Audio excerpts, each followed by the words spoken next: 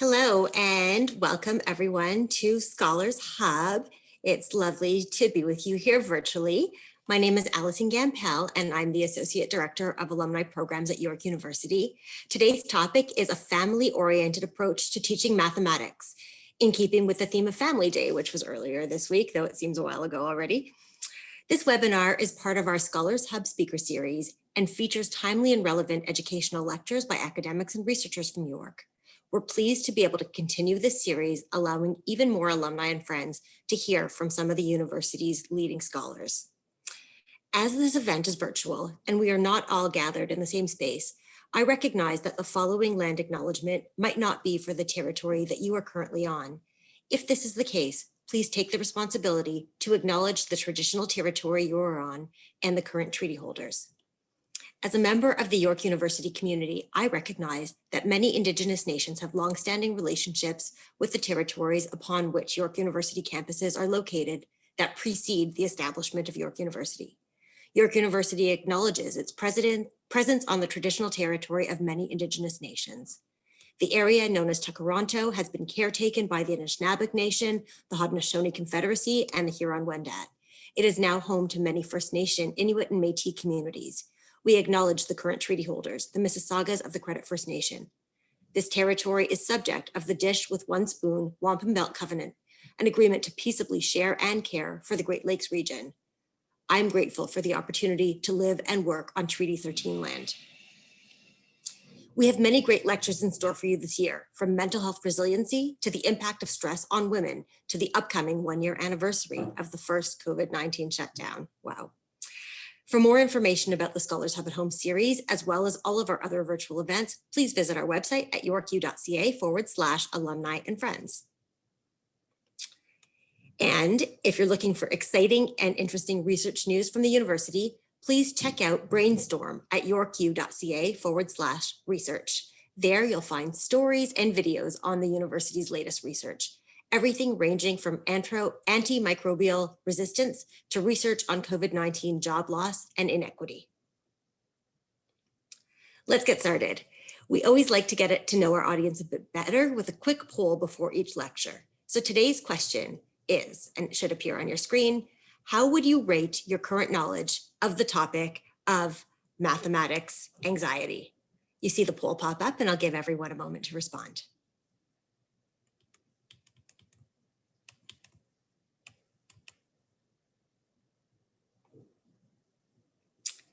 Thanks everyone for responding and participating. It's very helpful for us and our speakers to have an idea about who's here with us today and what knowledge you have with regards to our topic. In terms of housekeeping, if you need any help with the Zoom webinar, please feel free to click on the Q&A button at the bottom of your screen and enter your question. We have a team who's ready to help you. The same button can be used to submit questions for our guest speaker to answer during the Q&A period that will follow today's presentation. And for those of you who are watching on Facebook, please feel free to submit any questions or comments through the comment section for the video, and the team will send them my way to ask on your behalf. So on to today's talk. It's titled, A Family-Oriented Approach to Teaching Mathematics, featuring Dr. Jude Kong, Assistant Professor in the Department of Mathematics and Statistics, Faculty of Science. Dr. Kong is a member of the Canadian Black Scientists Network and the Canadian Centre for Disease Modelling. Additionally, he leads the Africa-Canada Artificial Intelligence and Data Innovation Consortium. He is an expert in data science, machine learning, infectious disease modeling, and population dynamics. His principal research objective is to use mathematical, statistical, and computational modeling to study the impact of environmental stressors on species distribution and the dynamics of infectious diseases. So clearly, this is a really relevant topic to be talking about today. So welcome, Jude. You can turn your camera on, and it's an absolute pleasure to have you join us today. Thank you very much, Alison. You said a lot about me, which I really appreciate. Let me share my screen and move to, there's nothing much to say about myself because you have said almost everything about me. But again, I then I will turn it over to you to take it away with your presentation, and I'll turn my camera off. Thank you. Thank you. So I would like to say I'm Jude Kong, like you're repeating after Alison, who said a good job. And I am a professor in the mathematics department at York University in the Faculty of Science, and precisely the mathematical biology program university. You could find more of what we do, and I know Alison already summarized that, which is awesome. Thank you, Alison. Today, throughout this talk, I will try to indicate that, paint a picture from a personal view that some of the mathematical anxiety that students, or the anxiety around mathematics that most students or most people have, can be resolved if we try to create a family-like communities in our classroom. So that's the picture I will be painting. And this is a personal view, which means that I would just be giving this on my own perspective, what I've seen. And I would like to say that this has not been scientifically proven, but an approach that I've used because of my view towards family, believing that everything can be solved if I run back to my family. And I got to realize that that particular view can be used to solve mathematics anxiety or anxiety around mathematics. And so throughout this, I'll be painting a picture that if we create communities that look like families in our classroom, we can solve some of the problems that are beyond our control.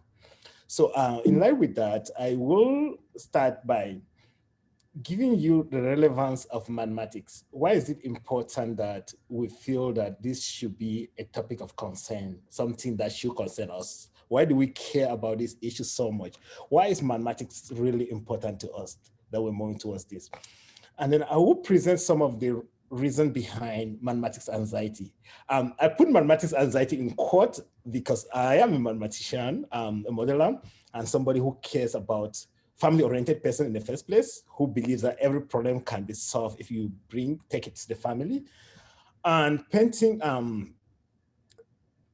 anxiety here, mathematics anxiety will be my personal perspective and not the proven scientific perspective of mathematics anxiety. That's why I'm leaving this in quote. And throughout, I will quote that mathematics anxiety, but I will relate it to what I think it is and not what the scientific community.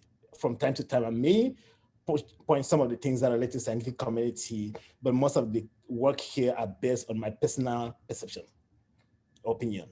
Now, I will not present our approach that we have been using in our mathematical biology program at York University, which I feel that if we continue using that, based on the result I've had so far, I think that that approach can solve the problem. Again, this is just a personal opinion, not proven scientifically.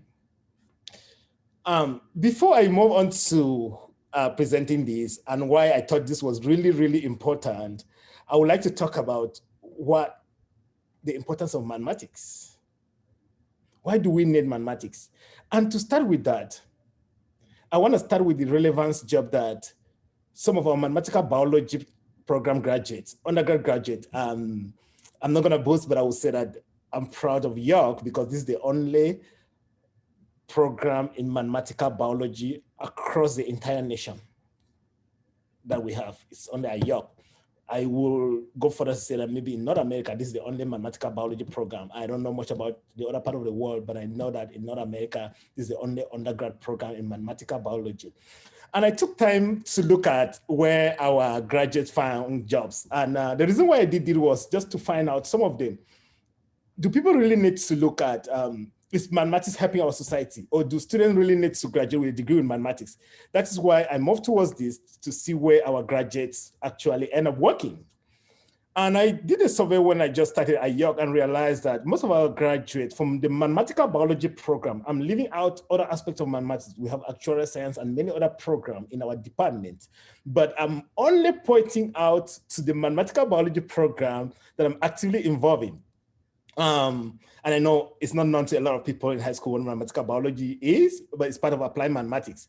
But what I found out was that most of our students find jobs as epidemiologists, working with the government or industries. Some, like myself, find jobs as researchers in academia. It could be in mathematics, bioinformatics, environmental science, disaster management. And I know if they were involved in policies, we will not keep on having this disaster year in, year out. I trust our students. I hope we stop marginalizing disaster policies. Financial modeling, where they end up with the banking sector or corporation. Some of them are in health economics. I know of a graduate student who currently have who's health economics doing really well. And health technology assessment bodies, pharmaceutical and consultancy firms where they work in these areas. Some get jobs in data science and machine learning, which is sort of artificial intelligence or artificial intelligence as a whole. This is not just, this is people, this is based on mathematical MBP here, I mean the mathematical biology program.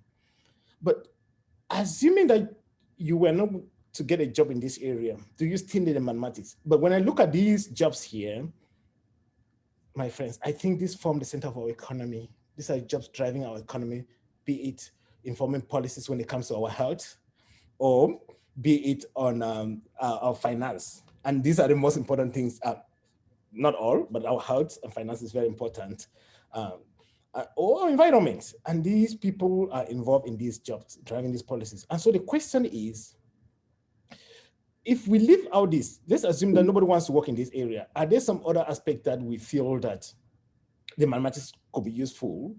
I argue from a personal perspective that we require knowledge of mathematics throughout our lives. What do I mean? It helps us with our finances, be it budgeting, investing.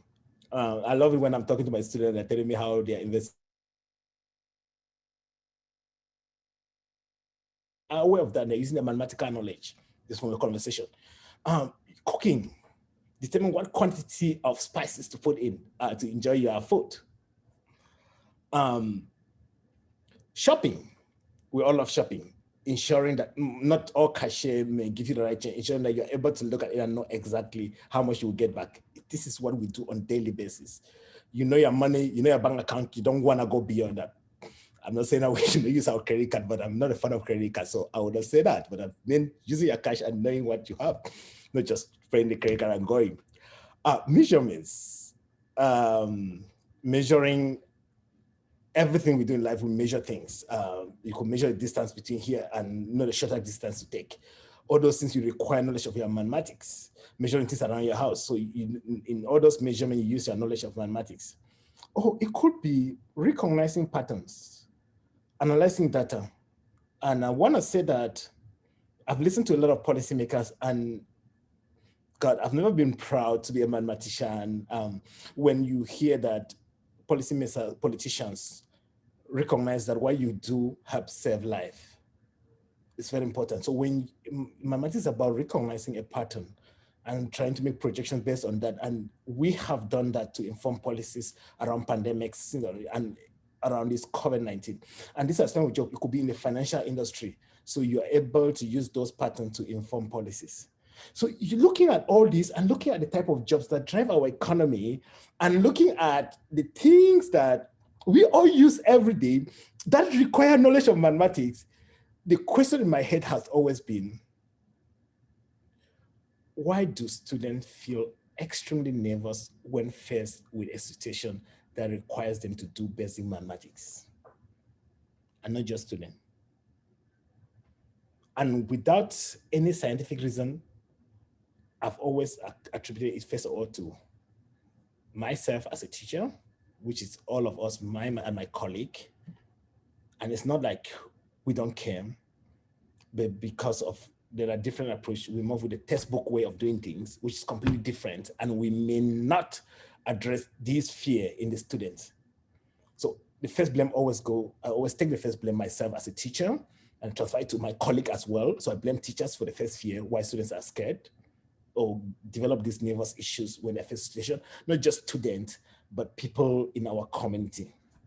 So I take it that we are responsible. I take the first blame.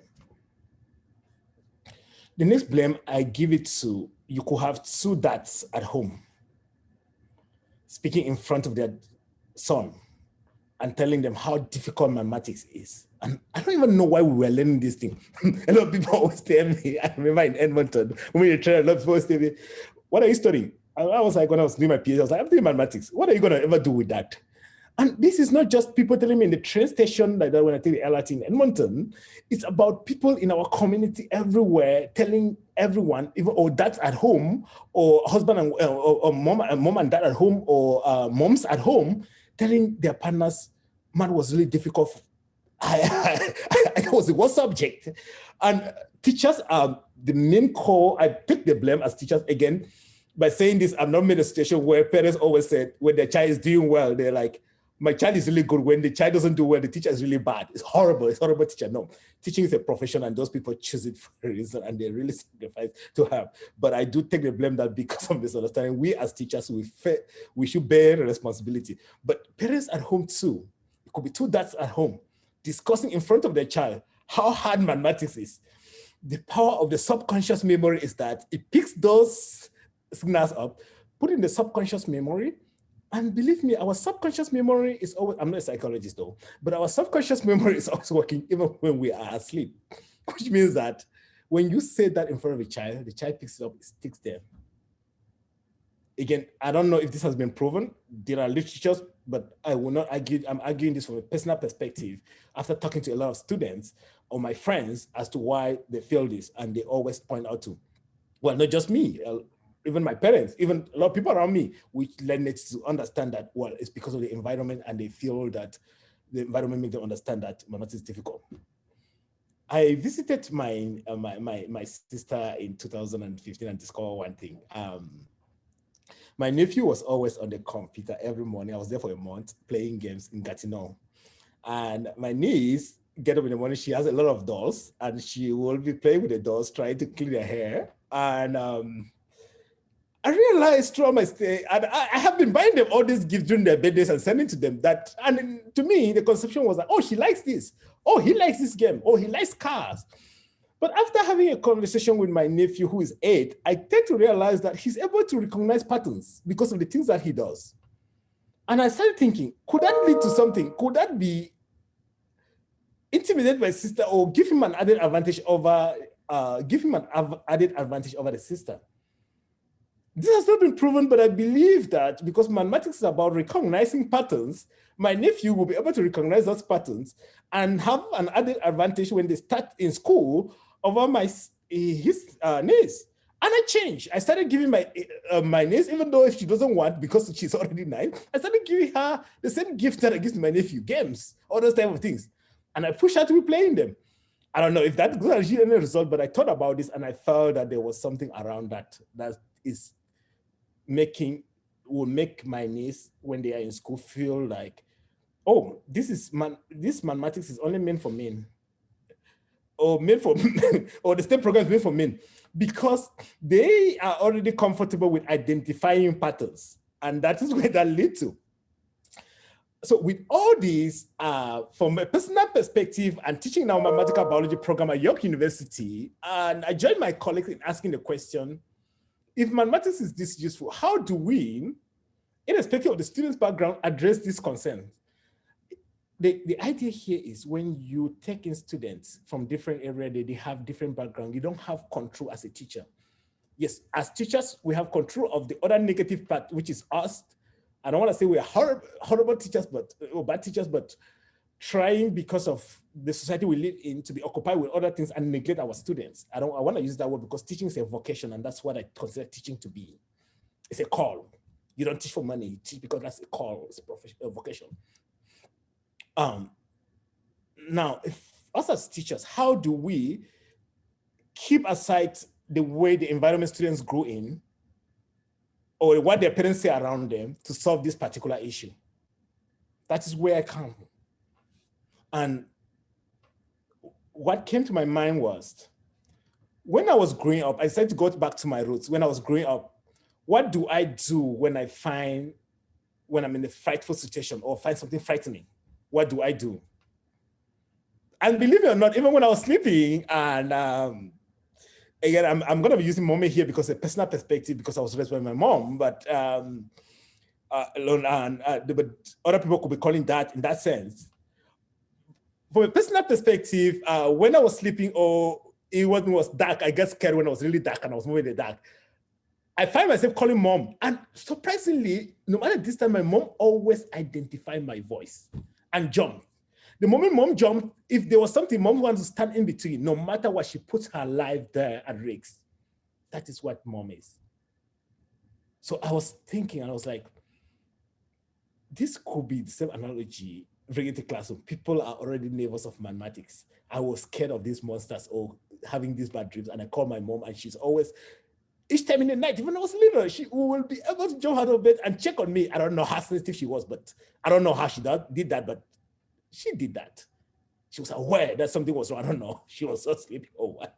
But that to me took me, what if we go to this root of family and look at what happened at the family level that I felt empowered by my parents and bring this to my classroom. And I've been doing this. Even when, if I were to shout or somebody was to shout and mom doesn't help you, the direction you are taking immediately when there's something, it's not going elsewhere. You don't run anywhere. You always run to the direction of your house. Why do you choose to run the direction of your house? If something were to attack me, I don't even think of the police. I always think to running home. I don't know why, but I always think about home. Maybe me personally, I don't know if a lot of parents think about that, but the question has always been, why? And why do they think about home? And the moment I get home, I feel so safe. Even if something is still out there scaring us, I feel like nothing can really harm me in front of my parents or in front of my mom. Why? And so I started thinking about all this and going back to these family values. Again, I want to point out that by family here, and I'm not saying that this is a bad family or whatever, I'm not going to criticize any family here, but the family setting I'll be referring to is not a family where people are isolated, caring their business, staying at their home, playing their own games, not caring about what others are doing, not talking to each other, just on their laptop. Again, we are in the 21st century. I don't want to go back to that. I'm going back to the family I grew up in. And my inspiration was based on my roots, my background, how I grew up, how I was raised. I looked at a family where people help each other in cooking. Parents, siblings are able to help in cooking, in preparing the food. That's the family I looked into. When I talk a family, it's not just somebody sitting in his bedroom and waiting for food to be ready, but everybody jumping in to help in that preparation. I'm looking at a family, no matter how big it grows, they will always eat together. They always help each other. And I want to let this class don't say, oh, what if it is too large? Family is too large. I believe myself, I grew up in a very big family.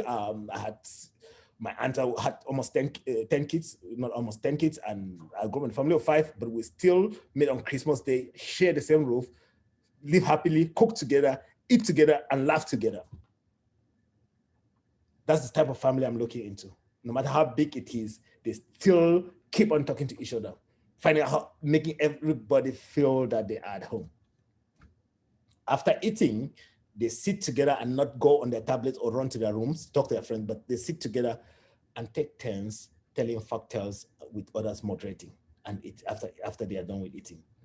I'm looking at a family where they will play games in the night and laugh together while playing games and find out how everybody spend their day. That's the type of family I'm referring to here, where parents will be moderators. People will feel comfortable doing all this and parents moderate.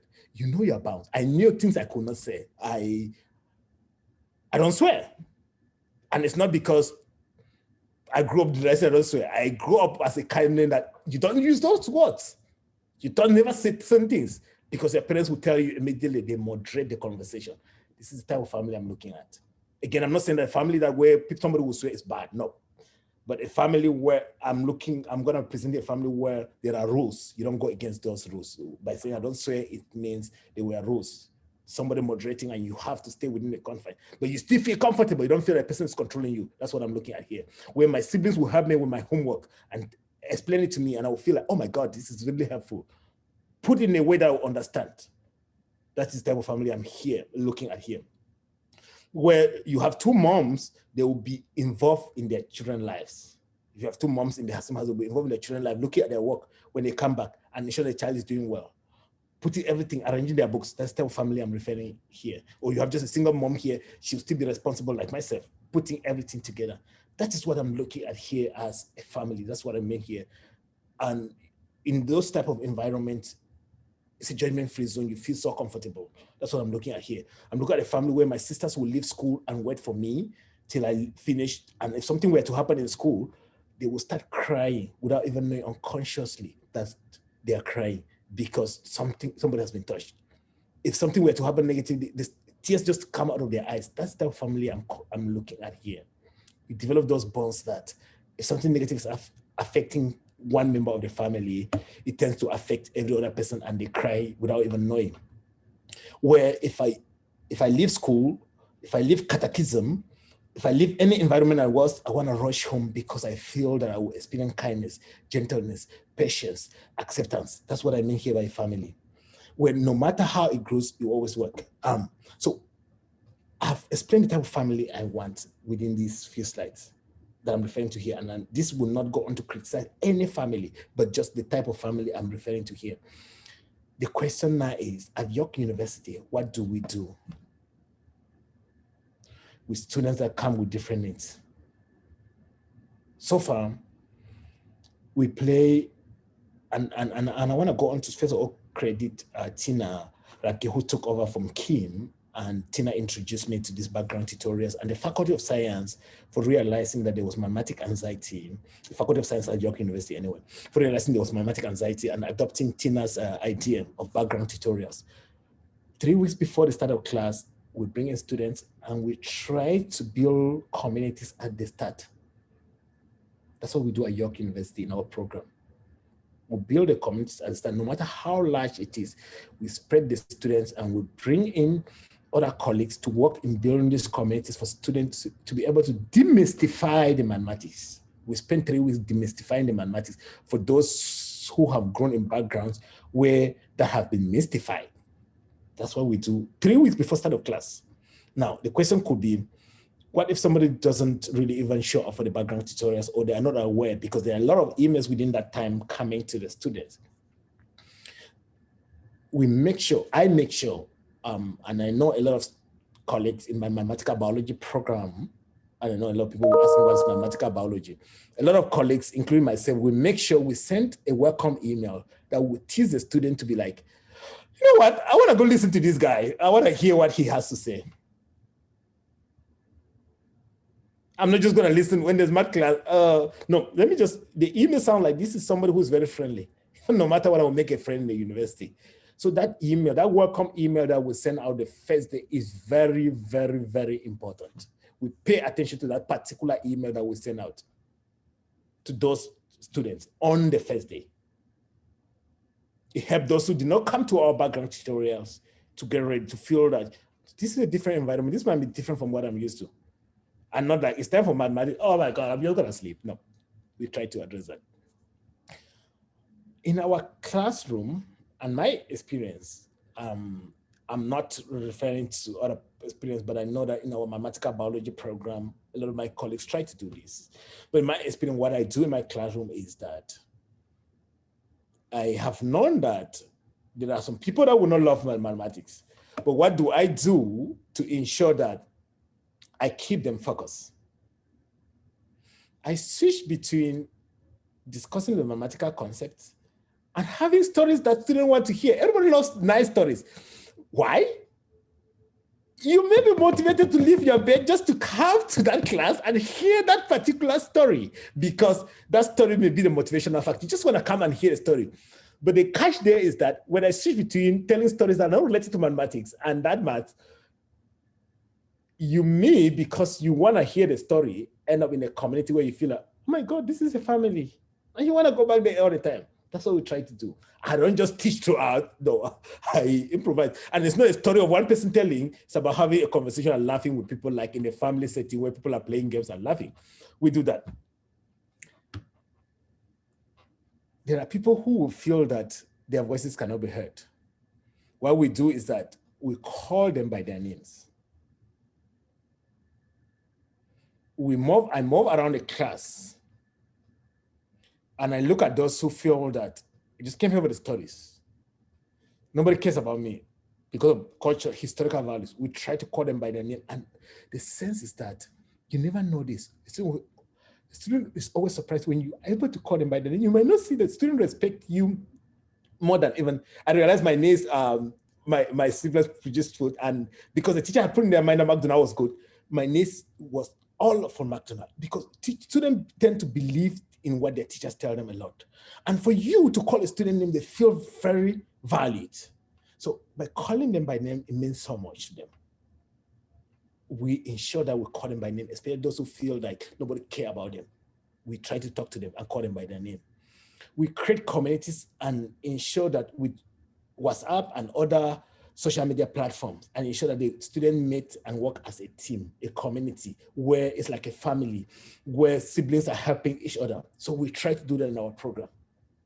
So group, stay in your comfort zone and you're able to talk to your classmates. Even with the presence of Corona right now, as we are not in person, and I would say Zoom helps a lot for us to call their students' name directly, and they feel valued. These communities, they're able to meet and talk to each other. You don't just attend a class and finish a course and feel like, oh my God, I'm gone with this course. No, you build a community, you talk to people. We ensure that they meet together, give them incentives to meet together in a community, different communities in a classroom that we set. I teach a class of 250 people at least currently since I came to York. And these people are able to form communities and talk to each other. By so doing, we give them ownership of their learning. If we give them an incentive to meet together, yes, somebody may meet together and realize, I don't know, and no, we make them understand that nobody's better than another person and that we're here to learn. But then the moderator must not necessarily be the one that knows more, but people take turns moderating in conversation and encourage them to do that in communities. And they meet, currently right now with COVID, they meet over Zoom, but on campus, they could meet on campus. And it's happening, it's working. I did that on campus, anyway. We create these communities where they help each other. It's like siblings helping each other. When you make that sense of belonging, after creating a judgment-free zone, because the fear to joining communities is that I don't know much. But if you already remove that stigma, they're there. They join communities. You as a teacher, make yourself available. How often do we rush to go and do our research or focus on other things and do not care about the student, which is primary objective? As a teacher, teaching is a vocation. Our primary objective is to be available to our students at any time. In my case, I make my Zoom link, which is available to my students, and they get in. Make sure you're available, because if they get in and don't see you, try the second time, third time, and they don't see you, they never show up. But if you're always available, or when you get noticed that they show in and you're not available, send them an email immediately and apologize and say, oh, I'm available now. Are you free now? In their comfort-free zone, the idea here is that even those who did not feel comfortable in class will feel comfortable in their comfort-free zone, in their homes, in their bedrooms, to talk to you directly when you make yourself available. And that is what we try to do. You make yourself available, they can reach you even if they are not able to reach you in the classroom. They are able to reach you in their comfort-free zone, because I listen to this guy. Let me just try when drinking my coffee to see my parents are there. I'm bored with my family. Let me just try. Oh, no, not bored with your family, never be bored. But let me just try to reach out to this prof and find out whether he can talk to me. When you organize these one-on-one meetings, students feel that they belong to something, somebody care about them. When you mark the exam and realize that somebody's not doing well, somebody's not showing into class, you organize a meeting and meet with that person and talk with that student. It makes them feel that they belong somewhere where somebody care about them. And when you feel that sense that people care about you, your attitude change. The way you do things change. You are encouraged to want to please them. I don't want people to please people, but you are encouraged to want to please them. And then in class, what I spend in my class to tell them various career options that are available, how much people make, or the motivation. Yes, a lot of people get tempted by the fact that I don't want to be broke. Nobody wants to be broke. Oh, I want to go retire and be a millionaire, right? So we present this career and how much our colleagues are earning. York, we are still planning. I just joined a team that we are planning industrial outreach, where we are trying to bring some of our students to come and talk to the other ones. But I don't want them to come and talk, but I spend time in all my classes discussing some of these, so that students are aware of some of the things that mathematics can be used for. And this is based on my personal experience, because I've never met somebody that does, when I was doing my PhD, I did not ask me, what are you going to do with your mathematics? people ask this question without knowing exactly what mathematics is doing for our environment. And I blame ourselves teachers for not selling ourselves well. So I'm doing the job of trying to sell. And I want to encourage my colleagues to always sell the type of jobs, how mathematics is driving our economy. Again, you must not necessarily be in a mathematics program, but these are some of the areas where our students have found jobs. Once you do all of these things, you end up with a climate or culture where learners feel confident to take risks. You build a community. They feel excited. They are able to come home, and even before eating, like I used to do, I have my workshop. I have to bring my sister to help me if I didn't understand anything. They bring their classmates. That's a family now that you have built. You have built a community, and nobody knows more than the other ones. When no matter how large that community gets, it's never above the limit to help each other. That is what we try to do. That is what we're doing. And I must say that we're yielding results based on my experience. This has not been proven scientifically, but there are students that come in with fear and end up with A grades, and they're happy. Students that would not have otherwise, will have otherwise dropped out of university. And the question we always have to ask ourselves is that there's a historical reason why some people do not get into certain programs. And if we do not help them to continue with that, where are we heading to with science? A lot of us scientists as teachers, we end up blaming politicians, and they should be blamed. But we should take the responsibility, because how often do we try to uplift students in our classroom? We look at the history. How often do we see emails from particular people and do not even read, and only meet the ones that are already smart without looking at their history?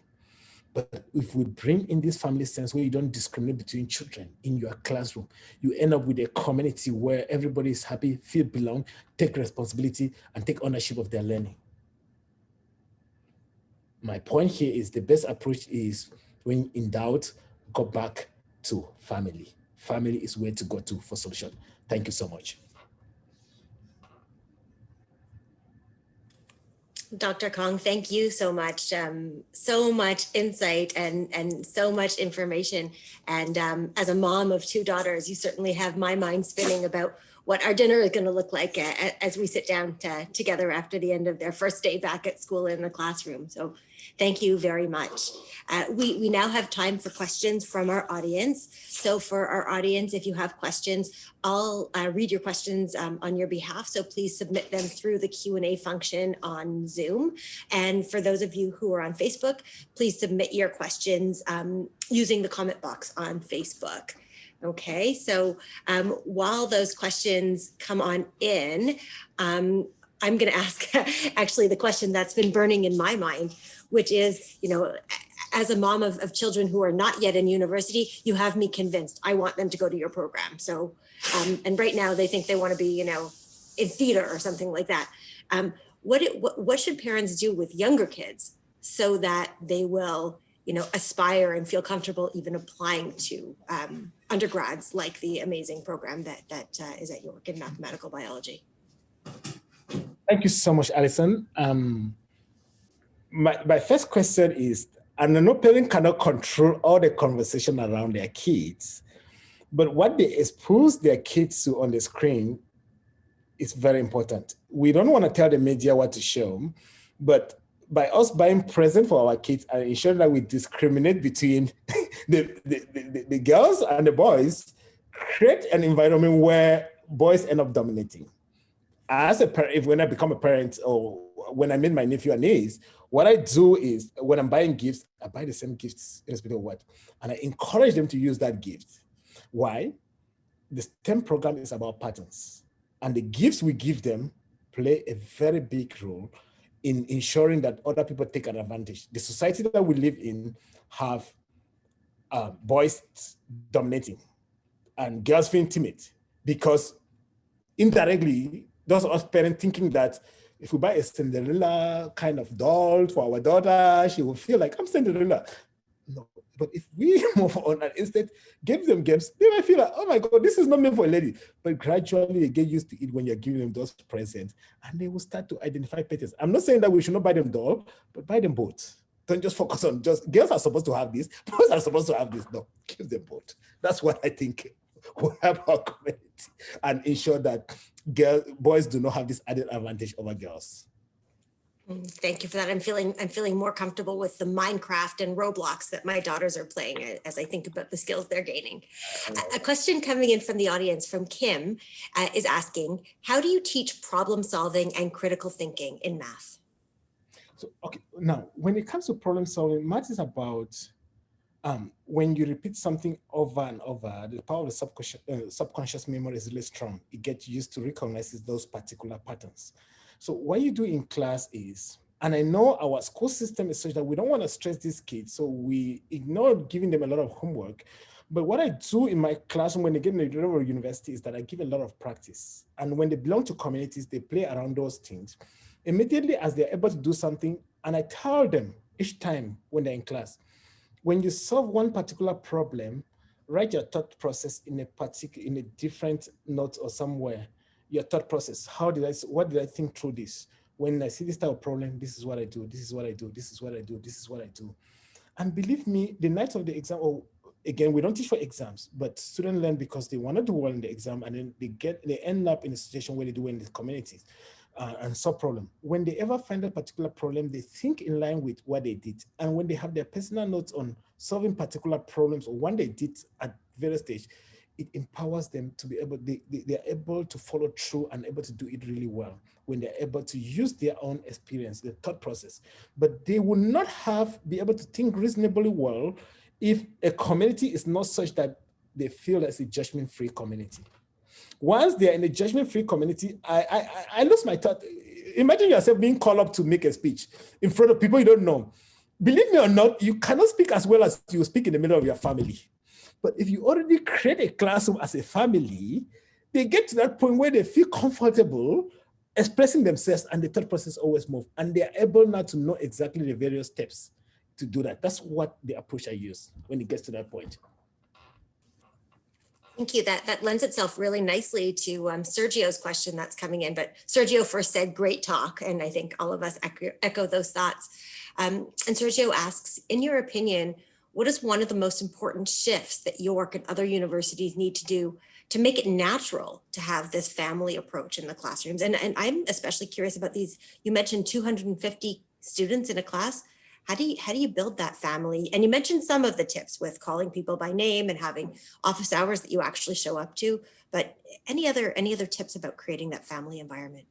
So I talked to a lot of my colleagues, and out of York, we have been having this, and I love New York, no faculties at York meet from every month to talk about some of these issues.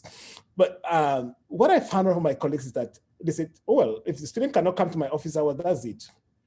That's not, people don't feel comfortable at times to talk to people. But when you are able to make yourself in their comfort zone, when they're solving those problems and they have issues and they can reach out to you immediately, it helps a lot to create that.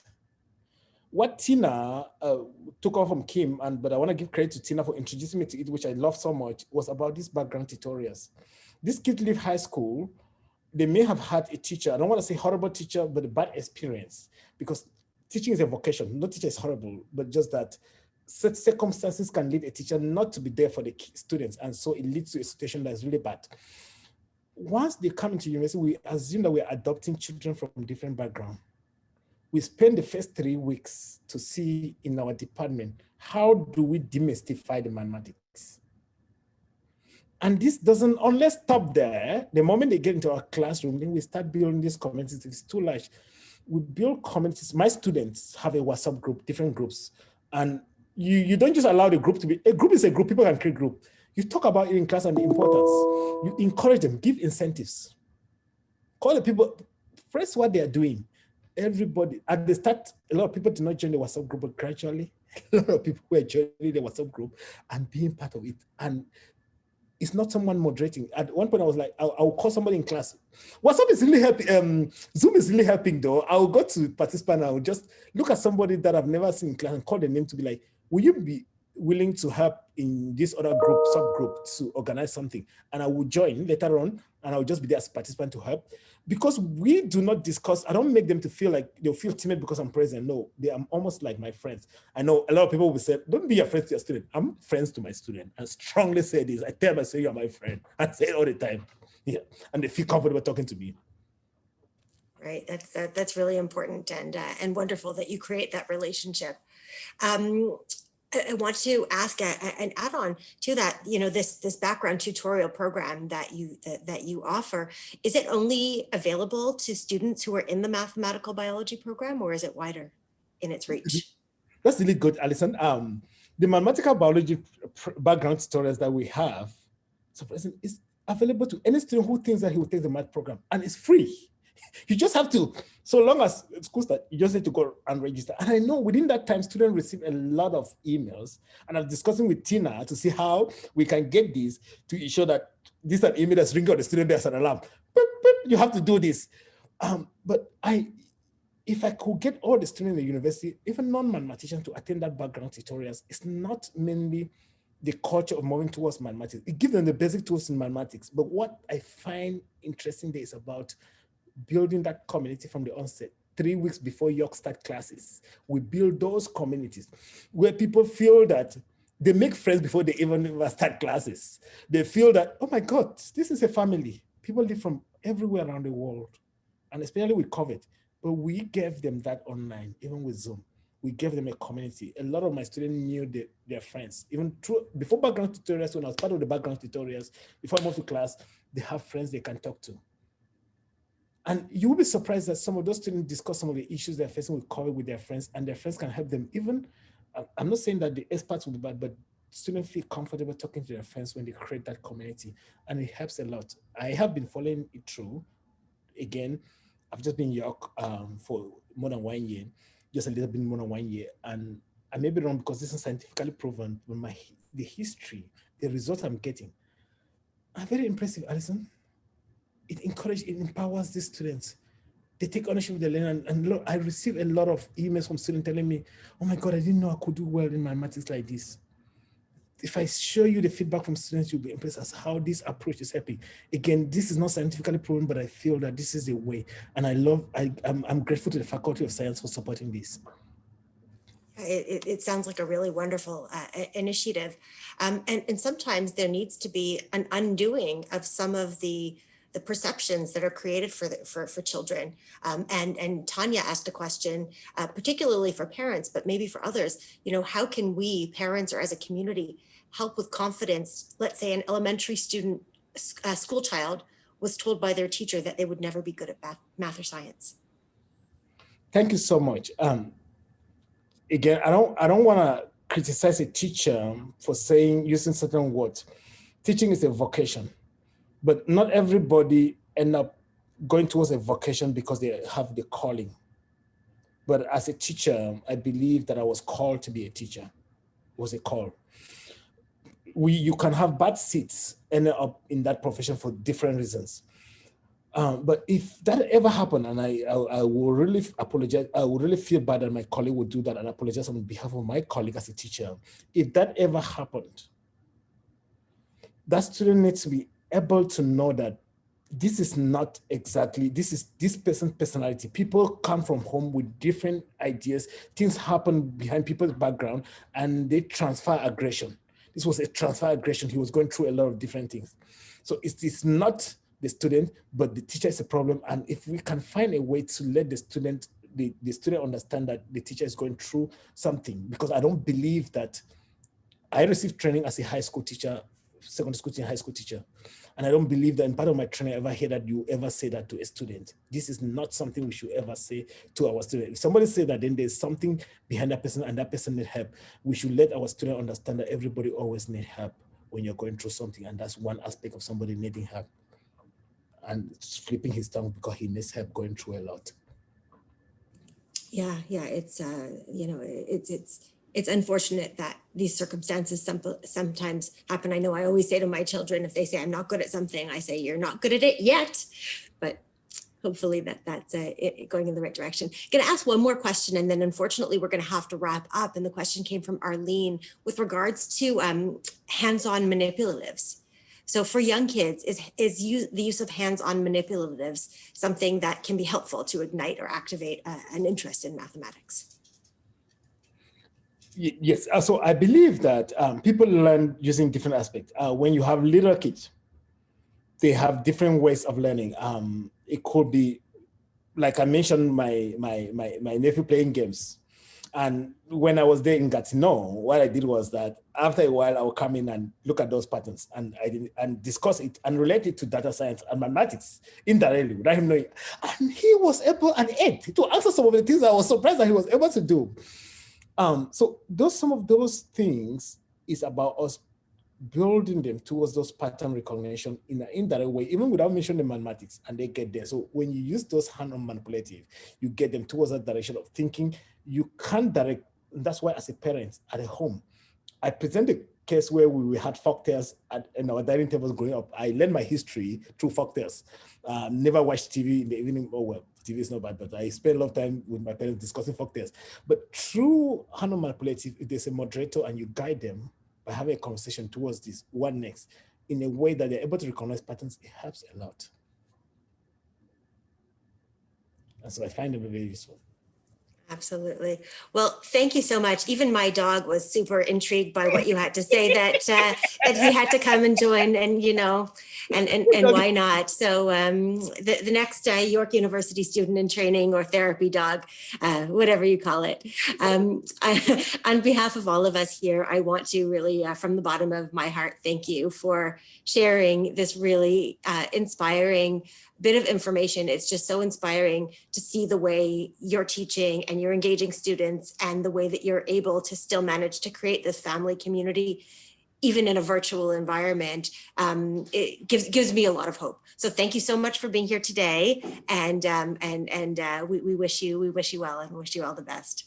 Thank you so much, Alison. I'm very grateful for this opportunity to share what we do at York with the general public. Wonderful, wonderful.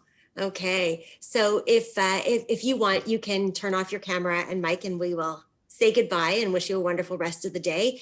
And we'll just wrap up with our audience here with one last poll question, which should pop up on your screen. The question is, how would you rate your understanding of today's topic following this insightful discussion? So it's popped up on your screen. I'll give everyone a moment to respond. And as you're doing so, please remember to feel free to share this talk and all of our Scholars Hub programming. It gets posted on our York University alumni YouTube channel. So please feel free to visit that and share this beyond the York community. We're happy to further our reach of this interesting and informative research. You can join our LinkedIn group or follow us on Facebook by searching YorkU Alumni, and follow us on Instagram or Twitter at YorkU Alumni. Be sure to join us on Wednesday, March 3rd for COVID-19 lockdown, the 1-year anniversary. And then again on March 10th for building resiliency skills, which we might very much need once we hit that anniversary. On March 24th, we have a special Scholars Hub that's being done in partnership with the UK Foundation and featuring Dr. James Orbinski, a leading scholar in global health. So stay tuned for more on that.